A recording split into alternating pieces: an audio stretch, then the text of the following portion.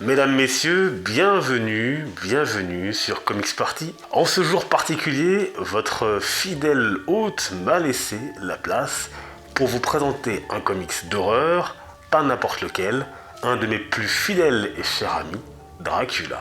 À l'occasion de sa sortie récente en omnibus, on va se plonger sur cette pépite des années 70, Tomb of Dracula, le tombeau de Dracula, par bien sûr Marv Wolfman, l'occasion de revenir également sur l'histoire de la publication des récits d'horreur et de Dracula.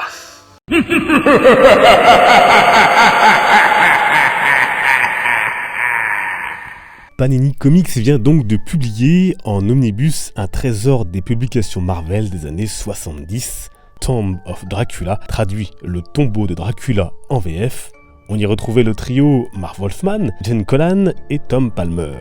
Alors ce vilain de la littérature n'est bien sûr pas à la base un personnage Marvel. Sa conception est bien plus ancienne, 1897 plus précisément, et on la doit à l'écrivain britannique Bram Stoker. Cette créature de la nuit connaîtra de nombreuses adaptations, parmi lesquelles on compte bien sûr le Dracula de Francis Ford Coppola, sorti en 1992, avec Gary Oldman dans le rôle principal. Oui, c'est bien lui, le commissaire Gordon plus tard. Étrangement, la chauve-souris doit beaucoup à l'araignée Spider-Man, sa venue dans l'univers Marvel. C'est en effet après l'apparition d'une histoire mettant en scène un Harry Osborn addict à la drogue que le fameux Comics Code Authority s'assouplit et ouvre la voie notamment au retour des récits d'horreur. Souvenez-vous, ce fameux Comics Code Authority, organisme d'autorégulation et de censure des comics qui avait vu le jour en 1954 aux États-Unis et devait permettre d'empêcher la perversion des plus jeunes par des thèmes jugés sulfureux à l'époque. Saisissant cette opportunité, Stan Lee et Marvel se décident donc à s'engouffrer dans cette brèche avec Dracula, mais aussi Werewolf by Night, le loup-garou.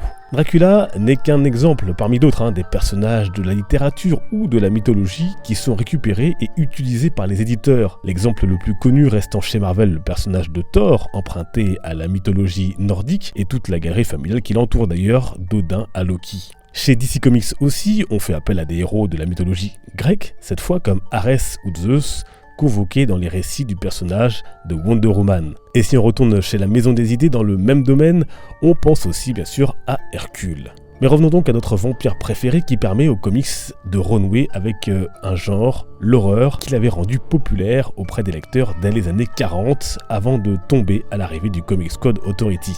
À cette époque, on commence par adapter des classiques du genre comme Sleepy Hollow en 1943 ou Frankenstein en 1945.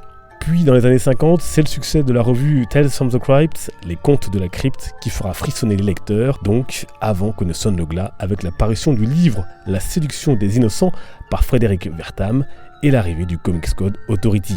Et pour en savoir plus, il y a une émission complète sur la chaîne à ce sujet. Et plus tard, après le renouveau horrifique lancé par Dracula, on retrouvera des titres comme Swamp Thing chez DC Comics, et plus proche de nous encore, The Walking Dead bien sûr. Côté scénario de ce Tomb of Dracula, on retrouve au début de cette histoire un certain Frank Drake, qui n'est autre que le descendant de Dracula.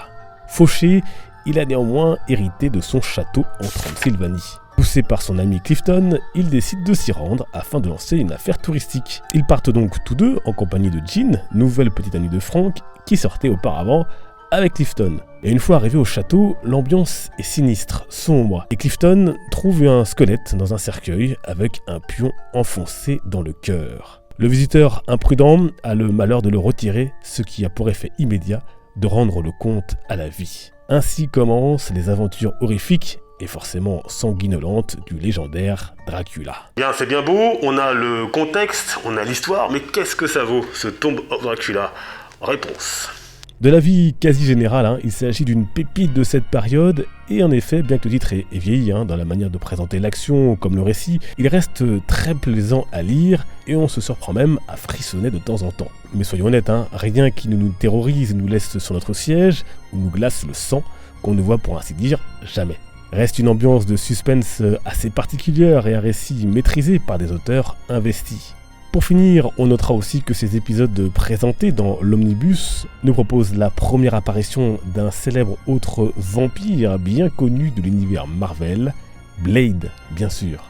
Voilà, ça me fait tout drôle de replonger dans les récits de mon ami Dracula. Au moins, lui, il a la chance d'avoir un comics à son nom. C'est pas encore mon cas, peut-être un jour. Merci en tout cas d'avoir suivi cette émission. N'hésitez pas à la partager si elle vous a plu. Dites-moi ce que vous pensez d'ailleurs de Dracula, quel que soit le support sur lequel vous l'avez rencontré. Est-ce que ça vous intéresse de le lire? Peut-être un petit peu vintage pour certains d'entre vous.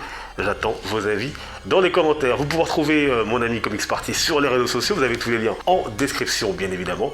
Et vous aurez le plaisir de le retrouver dans la prochaine émission sur la chaîne, si je laisse la vie. Et comme il dirait, les comics sont une fête.